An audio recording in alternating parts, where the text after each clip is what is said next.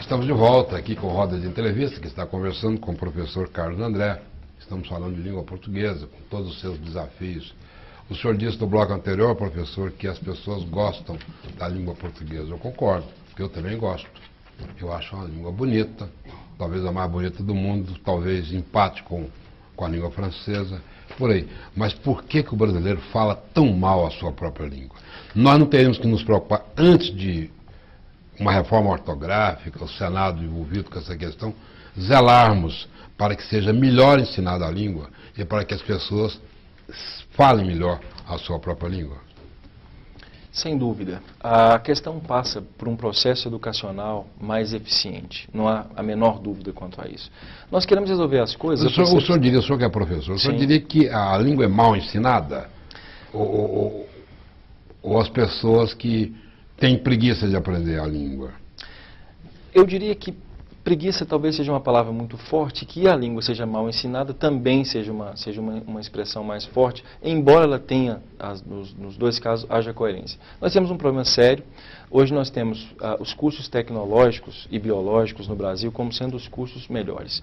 As pessoas, teoricamente, é difícil falar isso, mas eu entendo assim, dificilmente alguém que estude num colégio particular, por exemplo, um colégio de ponta, ou até mesmo numa boa escola pública, porque há uma ou duas, né, que queiram fazer letras, por exemplo. É um desafio que eu coloco. Pouquíssimos não querem. Querem fazer medicina, querem fazer direito. Por uma questão de valorização. O senhor, por exemplo, o senhor como estudioso deve ter estudado. Qual que é o país que se fala melhor a língua dele? Existe, por exemplo, o francês, ele pronuncia melhor, ele respeita a ortografia, ou seja, as normas. Qual que é o país no mundo? Deve ter um país. Olha, bem, eu particularmente não saberia dizer que se há um país no mundo assim. Mas eu posso falar da França. Eu tenho ido lá e realmente o que se percebe na França é uma lógica do francês, é que o francês se utiliza do português, do francês culto, inclusive na fala. É uma tendência. Embora também haja gíria em francês, embora também haja coloquialidade em francês, mas ela é menor. O que se percebe é o seguinte, o francês gosta do francês e existe um sistema educacional que é extremamente eficiente em francês. Isso é fato. Na França há um processo educacional cultural, porque a língua ela materializa o pensamento. Isso é fato. A língua materializa o pensamento. Quando a pessoa tem um pensamento complexo, palavras chulas não conseguem representar esse pensamento complexo. Então, se eu penso de maneira complexa, se eu tenho um grau de instrução maior, você pega, por exemplo, o seu caso, você tem um grau de instrução muito bom. Dificilmente palavras superficiais vão conseguir traduzir aquilo que você pensa. Então, por isso, eu volto a dizer, o problema está num processo educacional que é falho, de pessoas que não se especializam, e se especializam de uma maneira apenas, de repente, para garantir um determinado valor salarial, o que também não é injusto, né? Nós temos que entender as pessoas, porque na verdade nós temos um sistema educacional que me parece com problemas, mas agora, que já tem soluções. É curioso que em certas regiões brasileiras se fala bem o português. Sim. Eu apontaria, por exemplo, os estados do sul, e mesmo no norte, o maranhense fala bem o português. Eu tenho dificuldade de entender esse fenômeno, viu, professor? Professor, o senhor até comentou agora há pouco que a gente fala bem. Será que o nosso problema, que a gente sabe que a gente tem um problema imenso na escrita e interpretação de texto, será que é falta de leitura? É falta de leitura, mas é falta de conhecimento de língua. Eu peguei uma revista hoje, e mostrei aos meus alunos agora há pouco, a revista falava assim, a cerveja X homenageia os atletas que não foram às Olimpíadas. A questão era essa, homenageia os atletas que não foram às Olimpíadas. Eu cheguei e perguntei assim, interprete isso aqui. Pedi para interpretar.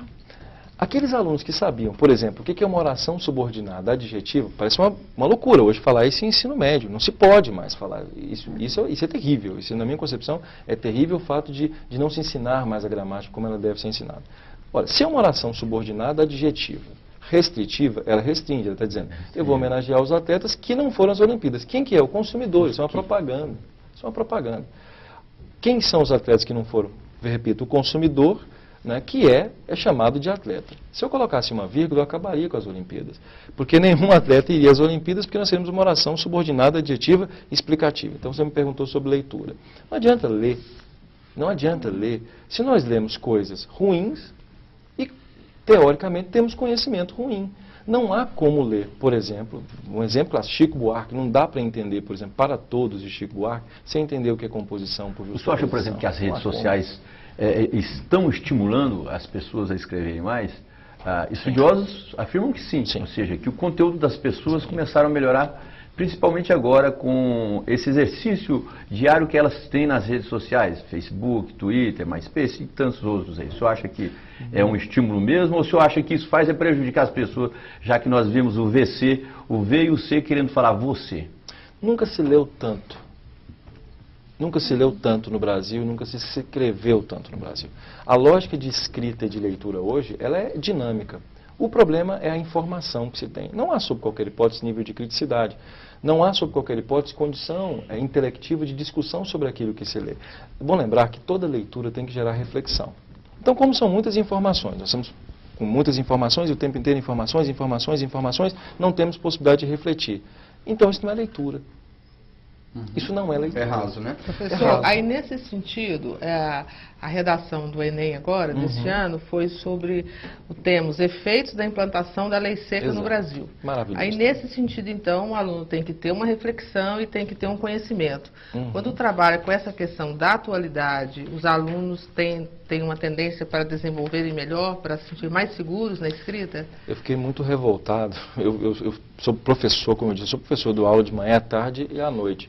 E eu vou para a porta das escolas mesmo para verificar o vestibular, o concurso. Eu gosto disso. Eu gosto de comentar, de ver, conversar com os alunos. Aí eu perguntava assim, qual foi o tema? Lei seca. Qual o tema? Lei seca. Aí eu peguei o tema e fui ler. Falei, o tema não foi lei seca. Os efeitos da implantação. O tema não foi lei seca. Meu Deus, o tema não foi lei seca. O tema foi os efeitos da implantação da lei seca no Brasil. Começa por aí, eles não entenderam o tema. O tema. Então, esse é uma grande problemática. As pessoas não conseguem ler uma informação que está escrita, por exemplo, num caixa de banco e criticar essa informação. Chegar a esse purismo de compreensão e fala proposto por questões naturais pelo senhor, sem ter uma formação universitária na área, porque hoje nós sabemos que a formação também do ensino superior brasileiro vai de mal a pior e não basta ter nível superior, precisa ter uma formação bem voltada para a comunicação, para a linguística, para querer e pretender falar bem. A minha mãe, ela estudou até a 8ª série. Se a minha mãe fosse portuguesa, ela falaria tão bem quanto alguém que fez letras? Dizem que a esposa do Machado de Assis, a Carolina, era revisora do Machado. Até uma história em que falam que isso é fato, né, isso pode ser mito, que quando a Carolina faleceu e Machado escreveu o último livro, Memorial de Aires, foi o pior livro de Machado, em todos os sentidos. O que eu quero colocar com isso é que, de fato, a tendência de alguém, no dia a dia, se utilizar de maneira coerente, não é só correta, é coerente, coesa e clara de uma língua, sem dúvida, faz com que a pessoa tenha uma lógica de utilização melhor daquela língua. No caso específico do ensino universitário, o que nós percebemos, por exemplo, eu sou apaixonado nas visões de Darcy Ribeiro. Darcy Ribeiro criou a Universidade de Brasília com o objetivo de que, durante 2 anos, todas as pessoas que entrassem na UNB estudassem juntos. Você que é jornalista, eu que sou linguista e jurista, nós estudássemos juntos. Filosofia, língua, antropologia, sociologia, porque, na verdade, o direito advém da antropologia. Quando eu pergunto se alguma coisa é um direito, o direito é uma ciência finalística. Eu tenho que me perguntar primeiro, isso é antropológico ou isso é sociológico? Sim, porque se for antropológico, não muda. Mas se for sociológico, muda, porque a sociedade muda. O que aconteceu é que com a ditadura militar, se vocês me permitem, houve um emburrecimento do Brasil. Um emburrecimento total. Então as pessoas não querem estudar matérias propedêuticas. Tivemos, inclusive, na OAB agora uma vantagem extraordinária, porque conseguimos fazer com que constassem das Mas essa geração não viveu a ditadura militar, mãe? Essa geração que está prestando vestibular hoje, vamos dizer, que está prestando concurso para... Mas é um resquício. Mas o resultado é o resultado disso ou é o resultado de um conjunto, de uma somatória toda que, inclusive, leva à letargia, por exemplo, do aprendizado, já que essas pessoas estão praticamente conectadas quase que 24 horas por dia. E onde está praticamente os grandes erros. E eu quero com o novo momento do país. Sim. E eu quero complementar também o que o Ulisses falou. Essa geração não viveu, mas os professores e quem produziu os livros de literatura viveu o período militar. Quem produz o momento intelectual não é o aluno, quem produz é o professor. E esse professor viveu esse período, sim. Eu estava lendo um livro recentemente do ex-presidente Fernando Henrique, em que ele falava sobre Gilberto Freire, falava sobre os pensadores do Brasil, um livro extraordinário, em que ele falava sobre isso. As pessoas foram expulsas do país. E isso causa um prejuízo, uma letargia intelectual no Brasil, inclusive em relação à língua. Hoje, quando se fala em gramática no Brasil, eu não sei se vocês sabem disso, gramática é algo absurdo, não se pode falar em gramática. Ora, um país em que se quer estudar uma língua e não se estuda gramática normativa, não se pode imaginar, tecnicamente, que as pessoas possam pensar, refletir com lógica, porque isso não é apenas dominação. Também é, porque todo aspecto legal é dominação. Mas há esse problema. Falando de uma nova reforma que está por vir, ano que vem provavelmente vai concluir a reforma do ensino médio, né, provavelmente com novas diretrizes, né, e a gente também está tendo um avanço agora do Enem, que também está trazendo um novo formato agora de ensino para os alunos. O que vai mudar na prática para os estudantes e para os professores no ensino do português e da gramática? O Enem foi um dos melhores programas que já foram feitos pelo governo federal. Eu entendo o Enem como algo extraordinário. Não só o plano em si, não temos tempo de falar sobre isso, mas a prova. Quando se fala no Exame Nacional do Ensino Médio, se percebe uma das provas mais inteligentes que já houve no Brasil. Não se pensa em apenas cobrar regra. O que se cobra, na verdade, é um conhecimento de código, que também passa pelo conhecimento de literatura, que passa pelo conhecimento de compreensão textual e de gramática normativa, essa relação entre eles. O que o ensino médio está fazendo, e fazendo muito bem?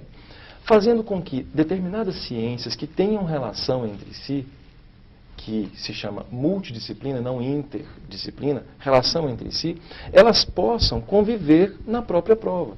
Eu não posso pensar em ortografia sem pensar em história. Eu não consigo entender o fim, por exemplo, o fim do acento em corte, sem pensar que esse acento foi retirado na ditadura militar, pela Lei 5.765, por um capricho do presidente Médici. Observem, então como é que eu ensino língua portuguesa se eu não sei história? Se eu não conheço história? E é isso que o Darcy Ribeiro quereria, que nós criássemos um educador que fosse completo. Mas eu não Esse entendo, é o detalhe. é justamente isso. Então o Enem é muito bom. Por exemplo, corte, corte. A palavra ela vai ser entendida de acordo com o contexto? Não tem uma palavra que antecede, uma que procede, não vai dar aquele contexto? Então, mas não seria desnecessário esse acento, esse circunflexo? Pega o seu carro e sai daqui, vai a Brasília, e aí de repente você verifica lá um jornal, um leitor como você é, e está escrito assim, ó, greve para Brasília. O que você tem que fazer?